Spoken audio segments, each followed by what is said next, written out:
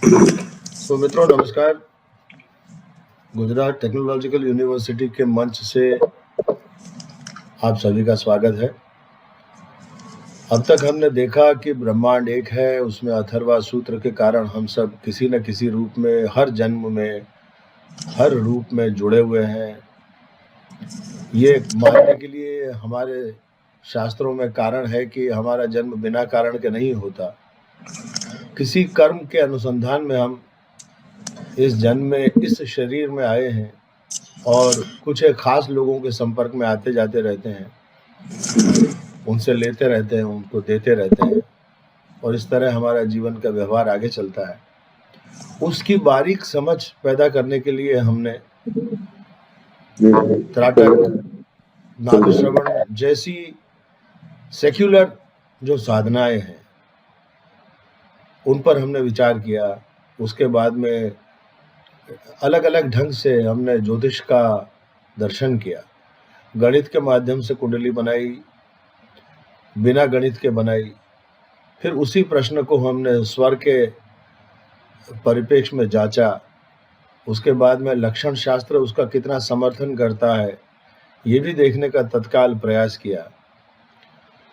फिर हमने कुंडली के भाव, लग्नेश, सूर्य की स्थिति, ये सारी चीज़ों पर विचार किया। और अब हम आए हैं ऐसे मुकाम पर कि जब साहित्यिक दृष्टि से हम ज्योतिष को देखें। साहित्यिक से मेरा अर्थ है कि हमारा पूरा जो वैदिक साहित्य है उसको वैदिक वांग्मय कहा जाता है। इस पद्धति का नाम मुझे कहीं मिला नहीं, तो मैंने इसका नाम रख दिया प्रश्नाक्षर। A new name for old method. I do not know इसको पुराने जमाने में क्या कहते होंगे, लेकिन निश्चित रूप से यह ज्योतिष की एक शाखा है जो कि हमारे कानों से अधिक जुड़ी हुई है, नादश्रवण से अधिक जुड़ी हुई है। हमारी जो ग्रहण करने की शक्ति, आवाज़ों को सुनने की जो क्षमता है उसके साथ जुड़ी हुई। जैसा मैं आपसे कह रहा था कि पूरा साहित्य हमारा वैदिक वांग्मय कहा जाता है। वांग्मय यानी कि बोलकर, वाक से जुड़ी हुई बातें जो सुनी जा सकती हैं। वेद अपौरुषेय है, कहीं लिखे नहीं गए, लेकिन इसका मतलब ये नहीं है कि तब लिपि नहीं थी। जैसे आज पूरे फिल्म इंडस्ट्री की जो लिखावट है वो रोमन लिपि में की जाती है। हालांकि फिल्म हिंदी होती है या कन्नड़ा होती है, लेकिन रोमन लिपि में उसको प्रस्तुत किया जाता है। इसका मतलब ये नहीं है कि आज से 1000 साल के बाद जब ये रिकॉर्ड जाएगा तो कहेंगे भाई देवनागरी लिपि जैसी कोई थी ही नहीं, हिंदी जैसी कोई भाषा नहीं थी, जो कुछ था रोमन में था। लेकिन ऐसा तो है नहीं। इसी तरह से हमारा यह तर्क है कि देवनागरी लिपि या नंदनागरी लिपि या कोई और लिपि हर समय में प्रचलित थी। हाँ, ये बात जरूर है कि तब पॉपुलेशन कम था और हमारी एक पद्धति रही है मुखानुमुख चलने की। इसलिए वेद जो है वो गुरु के द्वारा शिष्य को, शिष्य के द्वारा उसके शिष्य को पढ़ाते गए, लोग पढ़ते गए और उसका उच्चारण सही रखने के लिए शिक्षा नाम का वेदांग हमारे पास है, जो पूरे भारत में सारे आर्यों में, सारे अनार्यों में जो वेद को पढ़ते हैं उनको यूनिफॉर्मिटी मिलती है शिक्षा पद्धति से। सो आज का हमारा ये जो विषय है प्रश्नाक्षर, वो फोनेटिक्स के साथ जुड़ा हुआ है। लोग ये कहते हैं कि भारत में फोनेटिक्स नहीं था, तो ऐसा नहीं है। ये जो शिक्षा पद्धति है हमारी, वही फोनेटिक्स का मूल है। सामवेद में जो सामवेदी ब्राह्मण है वो जो अलग अलग तरह से उंगलियां और हाथ अपने घुटनों पर रखना और ये जो सब इशारे हैं, वो एक संगीत लिपि भी है और उससे बढ़कर वो एक लिपि है, अपने आप में एक लिपि है, अपने आप में एक स्क्रिप्ट है, फोनेटिक्स भी है। वाल्मीकि जी ने रामायण लिखी, वेद व्यास जी ने लिखवाई और गणपति भगवान ने लिखी संस्कृत भाषा में, तो देवनागरी में लिखी गई सारी चीजें। और इतिहास जो है, आजकल का इतिहास, वो ये मानने के लिए तैयार नहीं है कि हमारी लिपि इतनी पुरानी है। हमारी देवनागरी का मूल कहीं दूसरी लिपियों में दिखाते हैं। खैर ठीक है, अनुसंधान का विषय, आज हमारा विषय लिपि पर नहीं है। लेकिन मैं कभी कभी सोचता हूँ कि 10 कमांडमेंट्स जिस भाषा में आए थे, जिस लिपि में आए थे, उस लिपि का इतिहास भी कभी जाकर विदेशों में जाकर बैठकर उनके चरणों में बैठकर सीखूं कि भाई आपकी ये लिपि कहाँ से आई, इसकी शोध किसने की। हमें तो मालूम है, डॉक्टर नीलेश ओक ने अपने गणित के आधार पर महाभारत में से 300 और रामायण में से 600 योग उन्होंने ऐसे निकाले हैं कि जो तत्कालीन गोचर ग्रह का निरूपण करते हैं। और नासा के सॉफ्टवेयर में उन्होंने उसको फीड करके दिखाया, तो पता चला कि अक्टूबर 12,209 बिफोर क्राइस्ट राम रावण का युद्ध हुआ था, और अक्टूबर के महीने में 5621 ईयर्स बिफोर क्राइस्ट कौरव पांडवों का युद्ध हुआ था। तो जब उस जमाने में रामायण और महाभारत लिखी गई, तो इसका मतलब है कि हमारी लिपि, हमारा ज्ञान फोनेटिक्स का उतना पुराना तो है ही। जैसा मैंने कहा कि हमारा पर्पस आज लिपि नहीं है, लेकिन ये एक स्वाभाविक बात है कि हमको अपने आप पर गर्व है। तो हमारी लिपि देवनागरी लिपि जो है, वो बड़ी समृद्ध लिपि है, एकमात्र लिपि है शायद कि जिसमें आप जो कुछ बोलें उसे उसी तरह से लिखा जा सकता है। अब प्रश्न के संबंध में बात करते हैं। हमारे पास आरूढ़ पद्धति है कि जिसमें दिशाओं को हम आधार मानकर किसी मूक व्यक्ति की भी हम कुंडली बना लेते हैं कि उसके मन में प्रश्न क्या हो सकता है। लेकिन ये स्थिति कुछ दूसरी है। जब वही लोग, रोगी, बालक, अशक्त, बीमार, विदेशी खास तौर से, जब वो हमारे सामने हो और हमें उसकी भाषा समझ में ना आती, वो कहना तो चाहता है, बोल भी रहा है, लेकिन हमारी समझ में उसकी भाषा नहीं आ रही, तो क्या करें? तो जो लोग फोनेटिक्स के विद्यार्थी हैं, जो लोग आवाज पर आधार रख के भविष्य जानना चाहते हैं, उनके लिए इस पद्धति पर थोड़ा सा आगे विचार करते हैं हम। हमारे यहाँ तंत्र शास्त्र में अलग अलग प्रकार के न्यास की विधि है, अंग न्यास, कर न्यास, शोढ़ा न्यास, महाशोढ़ा न्यास।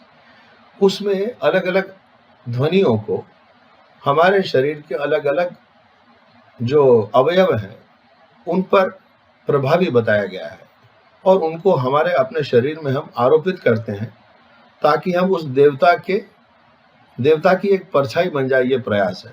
इसके पीछे जो साइंस है वो साउंड का साइंस है, और इसके बारे में अगर आप ज़्यादा जानना चाहते हैं तो मैंने आपसे निवेदन किया था कि गार्लैंड ऑफ लेटर्स जो श्रीमान जॉन वुड्रॉफ ने लिखी है, उसे आप पढ़ें, तो इस पद्धति का उसमें आपको कहीं ना कहीं उसमें परछाई मिल जाएगी। अब हम आगे चलते हैं कि हम आज देवनागरी के बारे में बात करना बड़ा ज़रूरी समझते हैं, क्योंकि हमें आवाज़ों को समझना है। दरअसल लिपि आवाज़ों को प्रतिबिंबित करने के लिए बनाई जाती है, लेकिन आज हमें, क्योंकि हम इस शास्त्र का परिचय कर रहे हैं, इसलिए आवश्यक है हम लिपि पर बात करें। तो उस दिन जैसा त्रिवेदी कह रहे थे कि भगवान शंकर के डमरू से संस्कृत के व्याकरण के 14 मूल ध्वनियों के उत्पन्न होने पर चर्चा हुई, कुछ लोगों का यह भी कहना है कि चरक ऋषि और पाणिनि एक ही व्यक्ति के दो नाम हैं। बहरहाल भाषा कोई भी भाषा हो, German, French, Hindi, African, Sanskrit, Gujarati, Marathi, कोई भी भाषा हो, उसको हम इस विधि में मात्रा में तोड़ते हैं उसको। या तो कोई आवाज लघु हो सकती है या कोई आवाज दीर्घ हो सकती है। लघु मात्रा, गुरु मात्रा। अंग्रेजी में इसे शॉर्ट सिलेबल और लॉन्ग सिलेबल कहते हैं, और फारसी जो एक बड़ी भाषा है उसमें इसको फासला सुगरा और फासला कुबरा कहते हैं। इस शास्त्र को अगर आप गहराई से पढ़ना चाहें तो इसको अंग्रेजी में प्रोसोडी कहते हैं और फारसी में उरूज कहते हैं इसको। इसका आप अध्ययन करेंगे तो फोनेटिक्स वहां पर भी आपको मिलेगा। मैं उदाहरण देता हूं मात्रा का, कि जैसे हमारे साथ कृपा बहन है। अब कैसे लिखेंगे कृपा? क आधी हलंत करके उसमें रु मिलाएंगे, ऋषि वाला रू, तो कृ बन जाएगा। अब रु अपने आप में भी छोटी मात्रा है।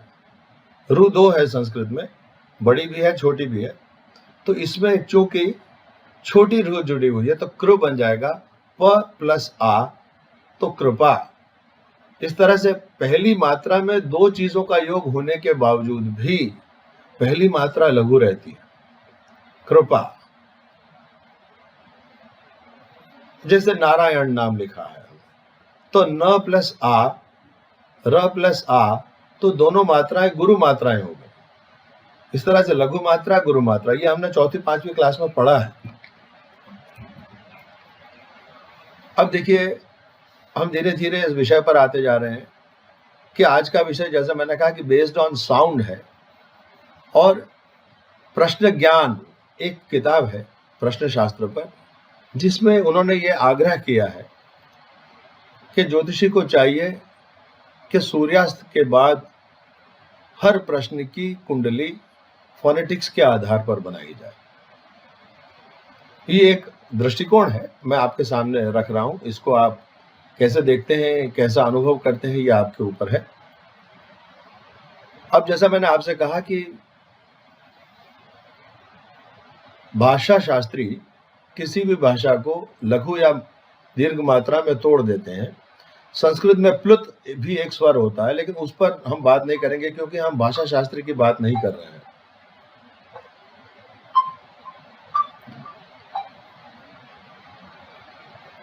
इसलिए हम बिना समय गवाए आगे चलते हैं। थोड़ा सा कॉम्प्लिकेटेड सब्जेक्ट है, लेकिन मैं उसको कोशिश करूंगा कि समझा सकूं आपको कि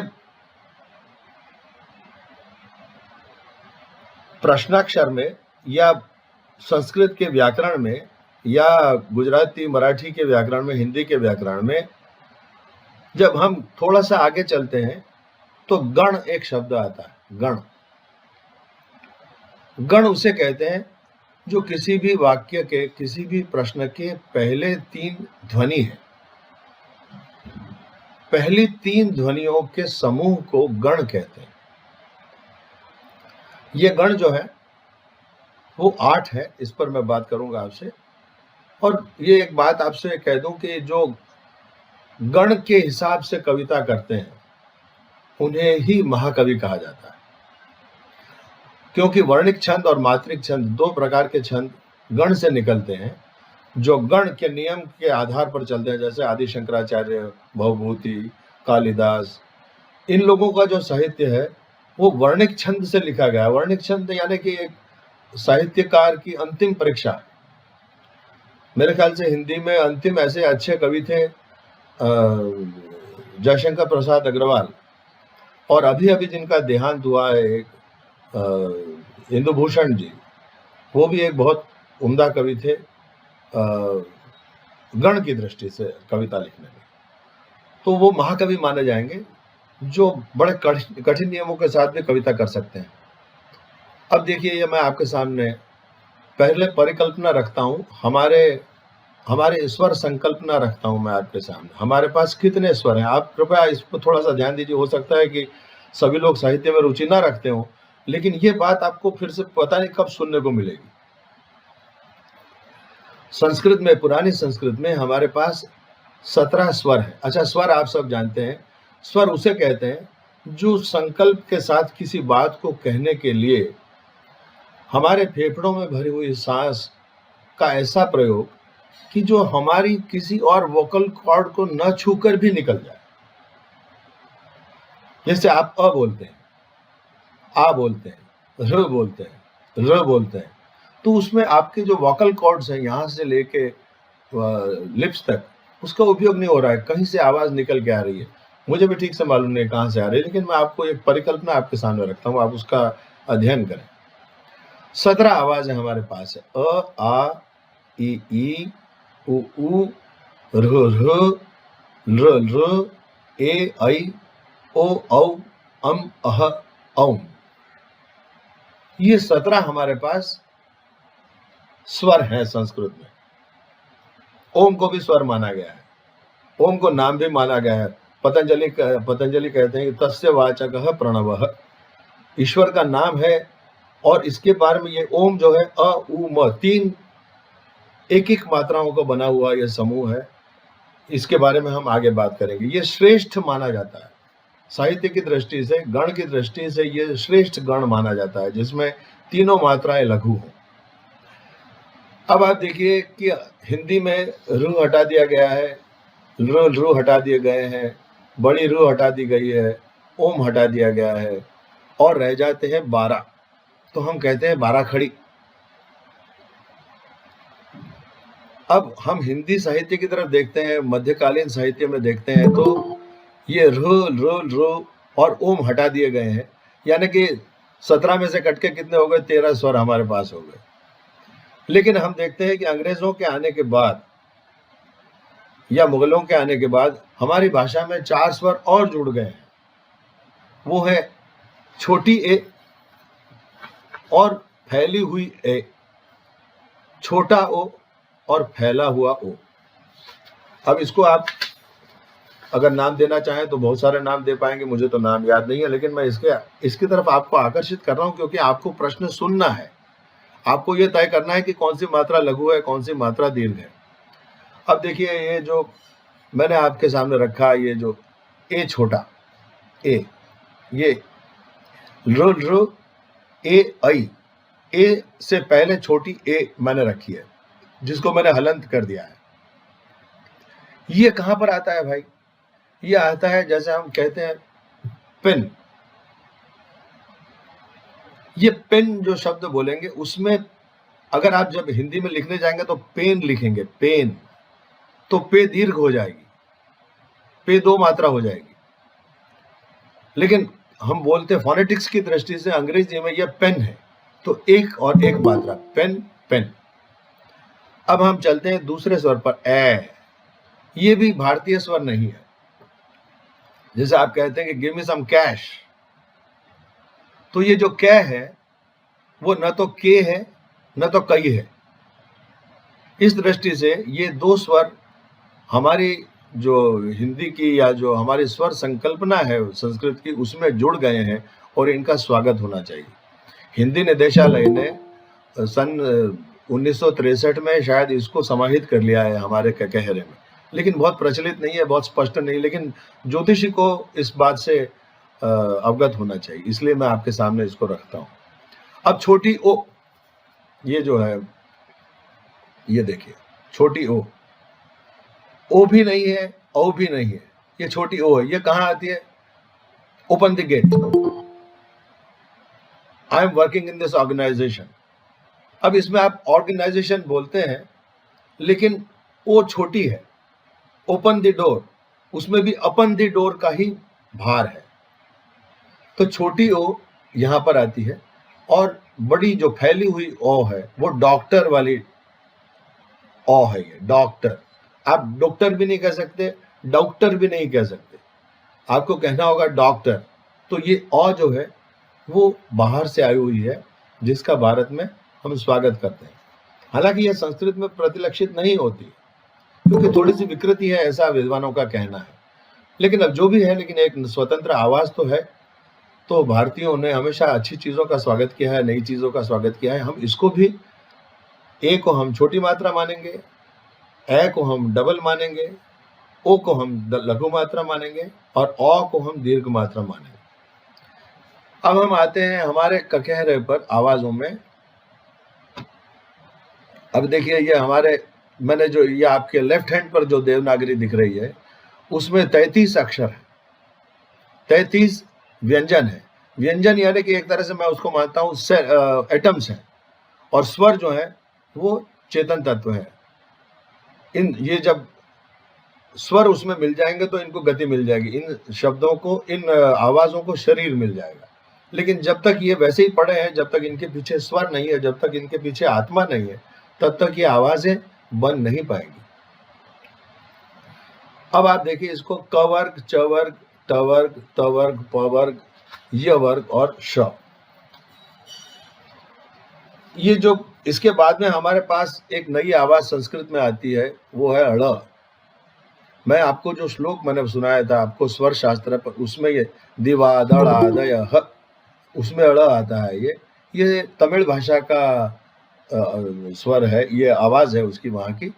और ये, इस पर विद्वानों में विवाद है कि संस्कृत पुरानी है या तमिल, लेकिन हम दोनों ही भाषा हमारी है और हम दोनों से प्रेम करते हैं।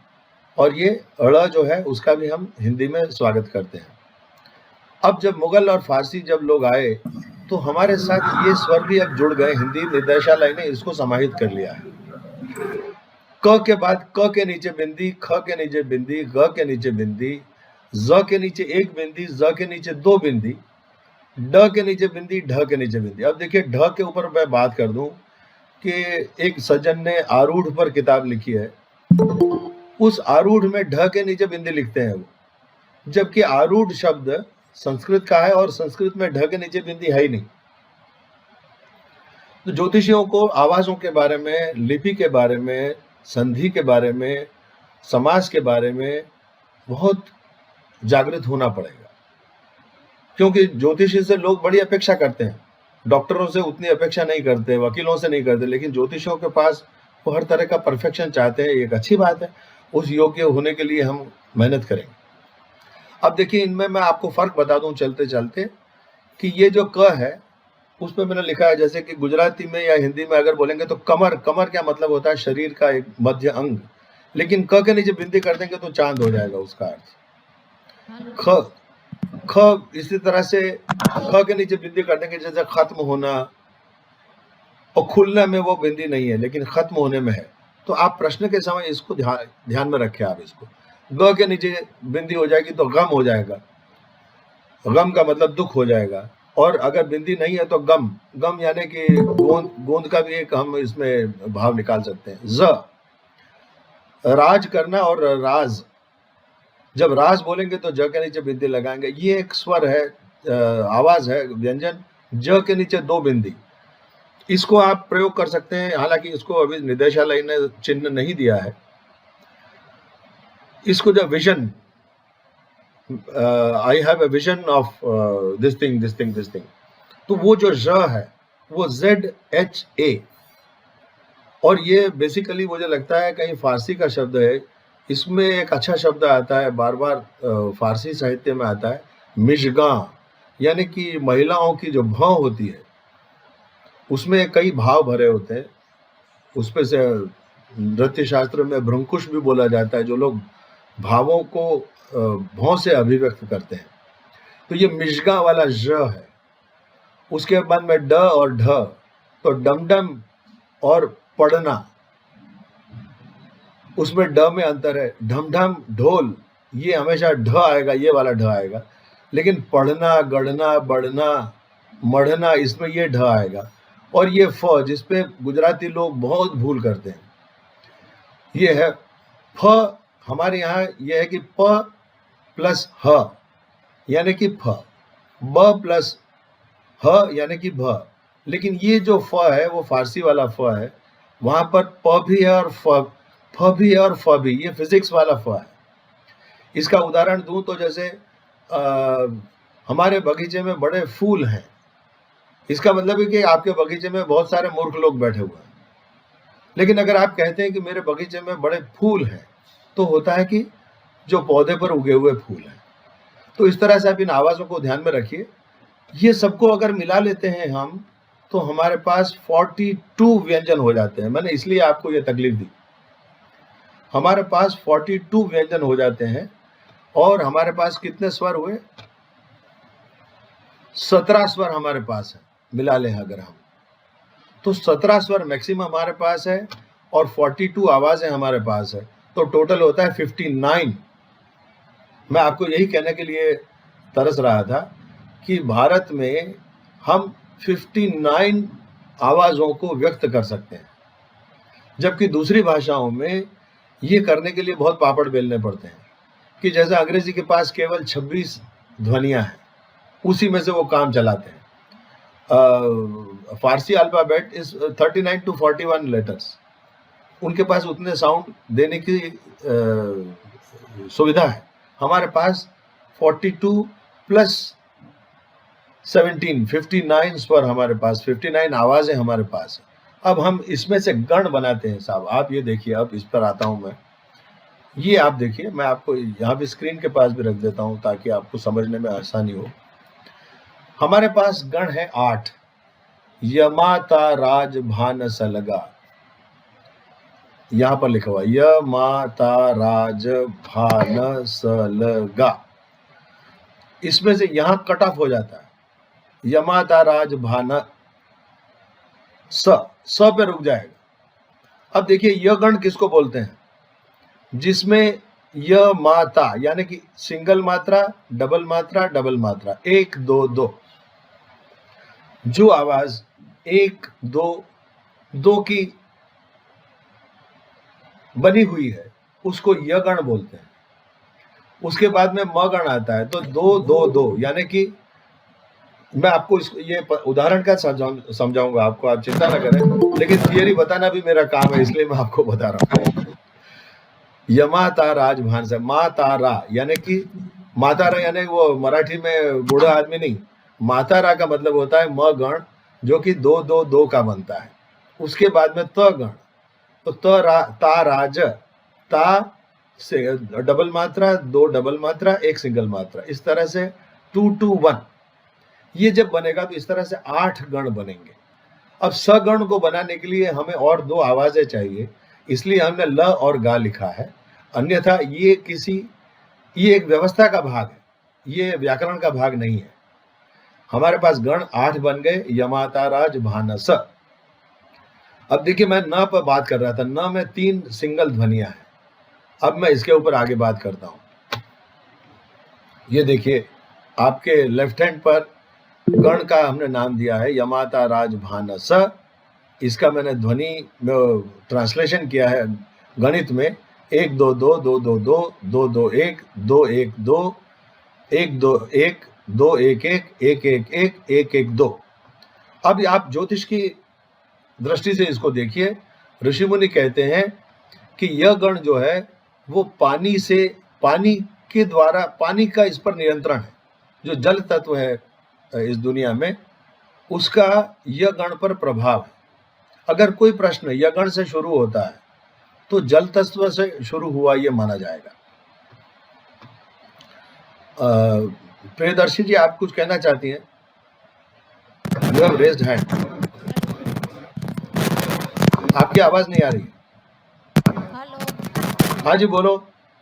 हाँ एक्चुअली અમુક લોકોને છે ને જોઈન કરવામાં પ્રોબ્લેમ થાય છે, તો ગ્રુપમાં મેસેજ નાખ્યો છે એ લોકોએ. બેન મને આવડતું નથી બહુ કઈ રીતે જોઈન કરવું.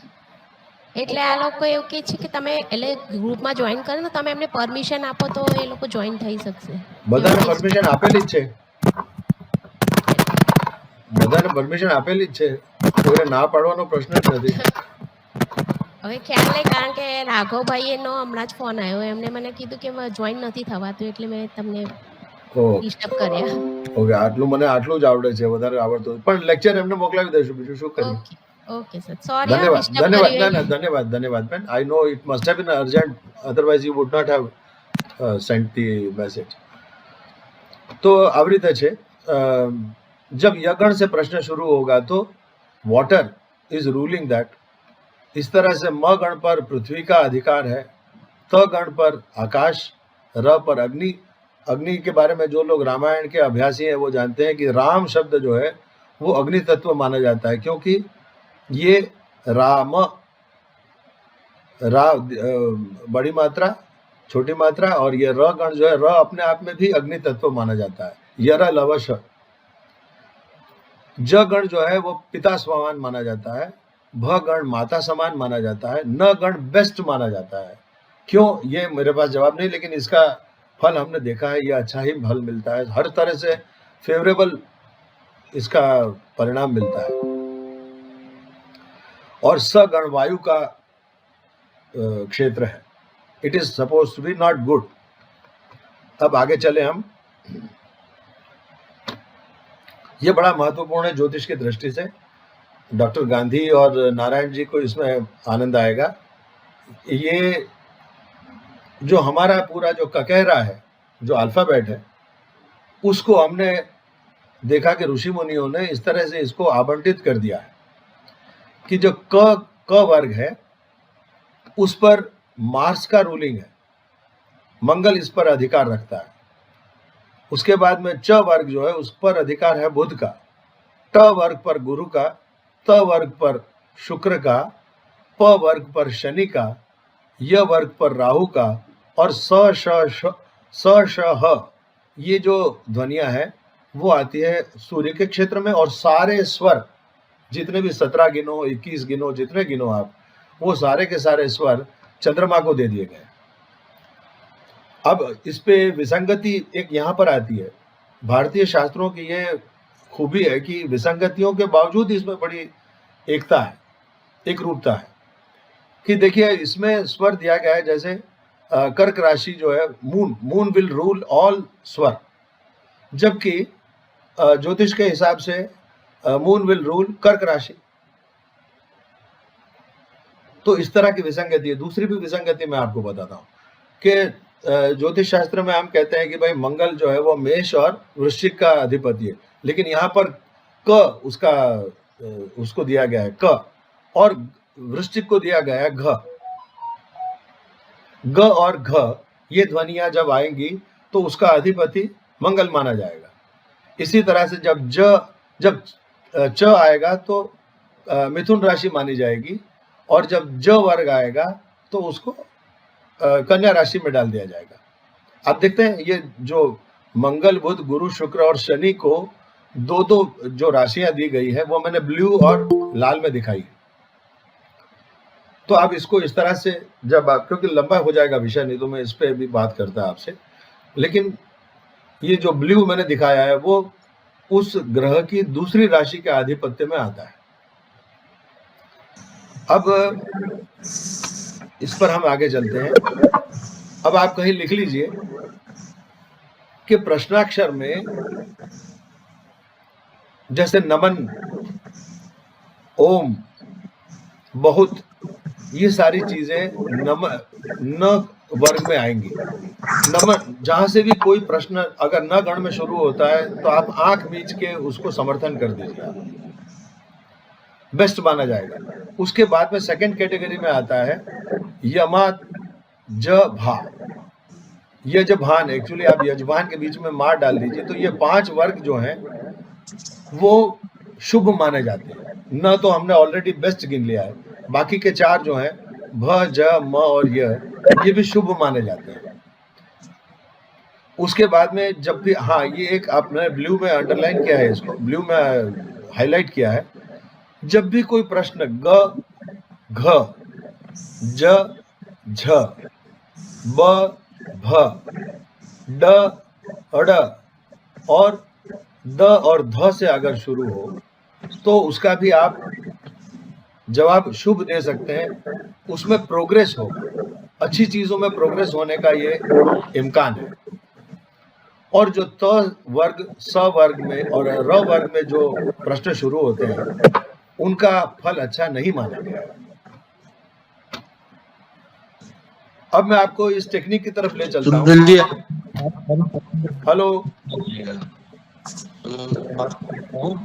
सुनील जी, आप अपना माइक बंद करेंगे तो अच्छा रहेगा, थोड़ा डिस्टर्बेंस आ रहा है।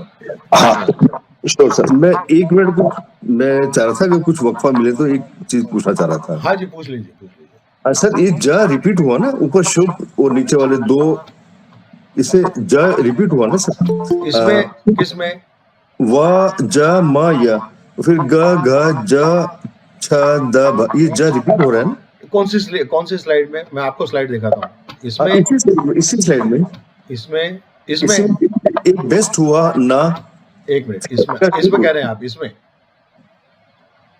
फिर ये कैटेगरी आपने शुभ की दी, व ज ये, तीसरी कैटेगरी फिर शुभ की दी आपने, ग घ ज, तो इन दोनों कैटेगरी मैं बताता हूँ आपको, बस ग घ ज झ ब भ ड ढ द और ध, ये स्वर से जब कोई प्रश्न शुरू होगा तो जैसे वर्षा के अनुसंधान में हुआ, कुआं खोदने के अनुसंधान में हुआ, शादी के अनुसंधान में हुआ, किसी अच्छे प्रश्न के अनुसंधान में जब ये ध्वनि का प्रयोग होगा प्रश्न में पहले अक्षर के रूप में, तो उसका फल अच्छा माना गया है। ठीक है Sharma ji, is it clear? Thank you sir. जी, अब हम सीधे चलते हैं उसकी पद्धति पर। जब कोई प्रश्न लेकर आपके पास आया, जब खास करके विदेशी है या जिसकी भाषा को आप समझ नहीं पा रहे हैं, जैसे कोई अफ्रीकन आ गया, तो आप क्या करेंगे? Now try this technique. Check प्रश्न कुंडली। पहले तो आप प्रश्न कुंडली बना लेंगे मैथमेटिक्स से या आरूढ़ से, फिर आप स्वर चेक करेंगे, फिर यू विल टेक एनवायरमेंटोग्राफ, यानी कि आप लक्षण शास्त्र का पूरा ग्रहण कर लेंगे कि तब क्या हो रहा है। फिर आप क्वेश्चन जो आया है करने के लिए उसको कहेंगे कि भाई जब मैं हाथ ऐसा करूं या आपको इशारा करूं तब आप प्रश्न करें, क्योंकि आपकी भाषा मुझे समझ में आती नहीं, तो मैं आपको जब इशारा करूं तो आप प्रश्न करें। अब आप तैयार हो जाइए, या तो कागज ले लीजिए या आपका टेलीफोन चालू कर दीजिए, so that you can record his voice, और उसको रिकॉर्ड कर लीजिए। कन्वर्ट द सेंटेंस इनटू गण, जो मैंने आपको अभी टेक्निक बताया, पहली 3 आवाजों को आप लघु गुरु में बांट लीजिए, आपको गण मिल जाएगा, और पहली आवाज भी आपको मिल जाएगी। हमारा मकसद है पहली आवाज को सुनना और पहली 3 ध्वनियों को सुनना, क्योंकि बाकी का हम सुन भी लेंगे तो भी हम समझ में नहीं आने वाला है।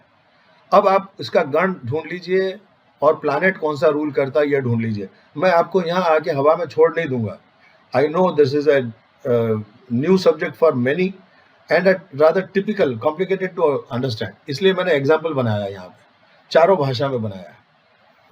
देखिए, अगर कोई हमारे पास आया और प्रश्न पूछा, आपसे जानना चाहता हूं,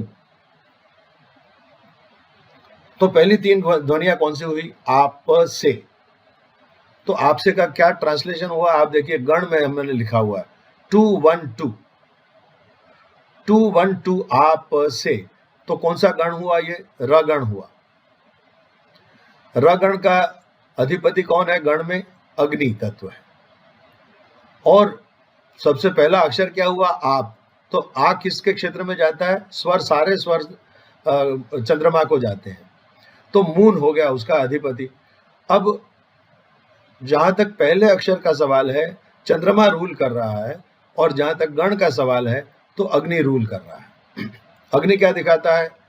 रूप परिवर्तन। और चंद्रमा क्या दिखाता है? सपोर्ट।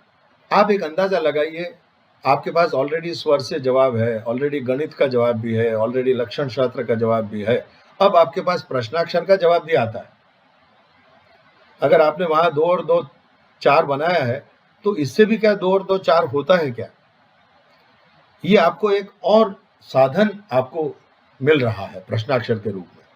अब देखिए, मैं इस पर सब पर बात करूंगा ताकि ये विधि आपके मन में क्लियर हो जाए। अंग्रेजी में कोई पूछता है how shell I do it, तो हा उ शे, ये देखिए गण के जहां लाल अक्षर है, हा उ शे, ये भी रगण है ये। लेकिन ह कहाँ आता है?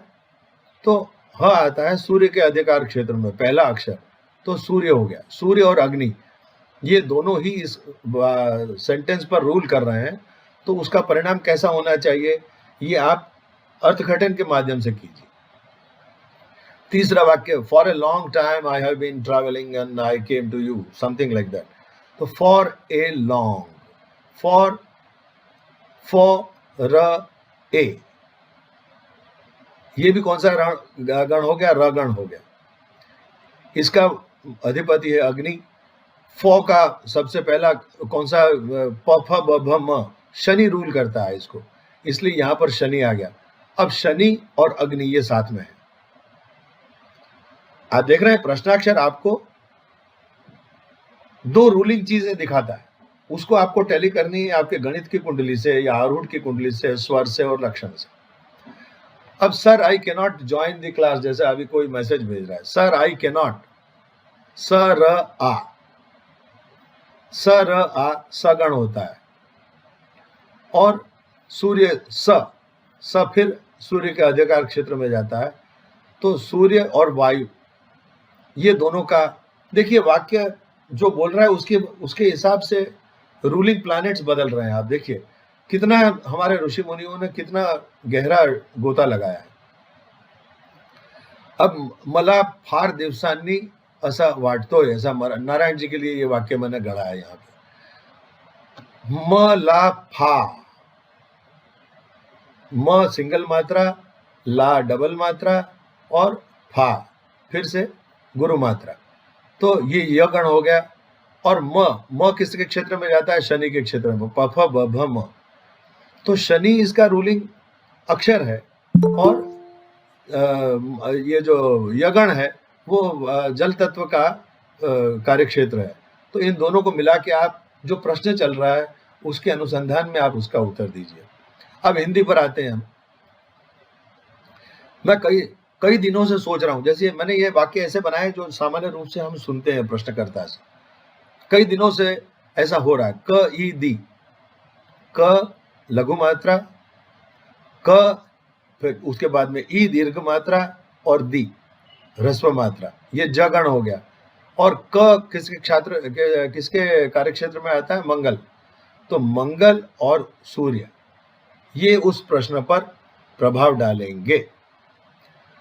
अब देखिए, बचपन से आज तक मैं दुर्भागी रहा, किसी ने आके ये कह दिया।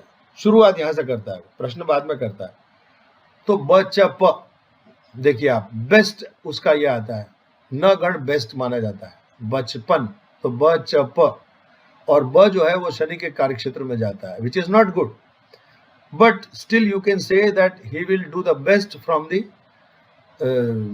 Difficult situation, he will come out, क्योंकि न गण हमेशा आदमी को पार कर देता है सफलतापूर्वक।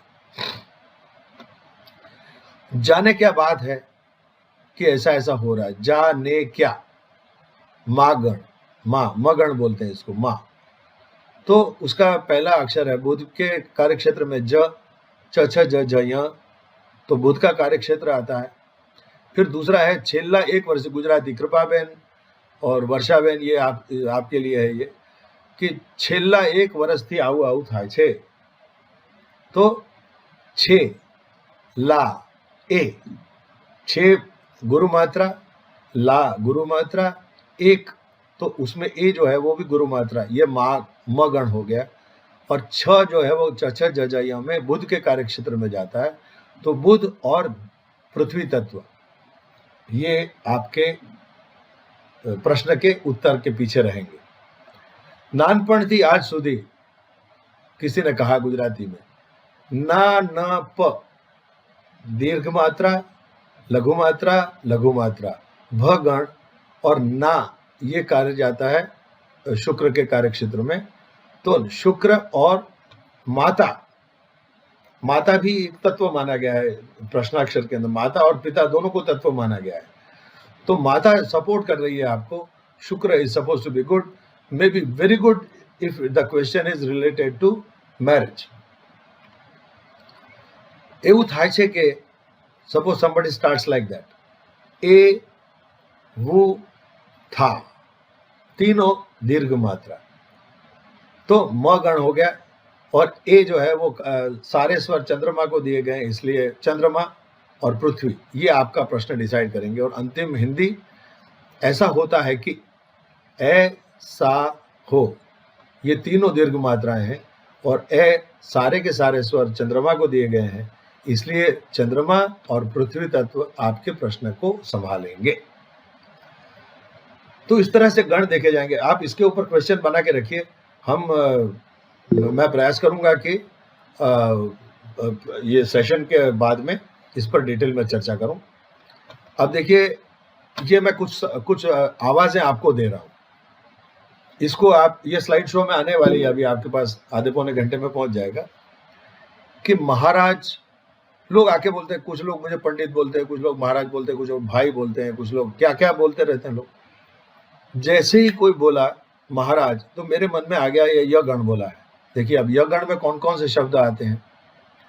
महाराज हमारा, हमेशा, हजारों, जहां भी सुना है। म गण में क्या आता है, वैसे तो मैं ये कर सकता हूँ, यूं कर सकता हूँ, यूं तो मैं ये कर सकता हूँ, न जाने क्या होता रहता है। शादी के बाद इस तरह से मैंने प्रॉब्लम देखी। ये देखिए, जहां जहां ये शब्द आए, म गण हो गया। त गण में कैसे बताऊं, कैसे कहूं, तकलीफ तो ये है। र गण, आप तो सब कुछ जानते हो। शेयर मार्केट आजकल बड़ा बुरा चल रहा है। जन्म से देखा है मैंने, आज तक ऐसा होता है। जिंदगी कहां से कहां ले आई। आपका बड़ा शुक्रिया, आपसे बात करनी थी। ये रगण हो गया। इस तरह से आप इसको देख लीजिएगा, ताकि आप इन शब्दों से परिचित हो जाएं और यही शब्द बार बार रिपीट होते हैं, तो आपको बार बार ये चार्ट देखना नहीं पड़ेगा। अब हम आते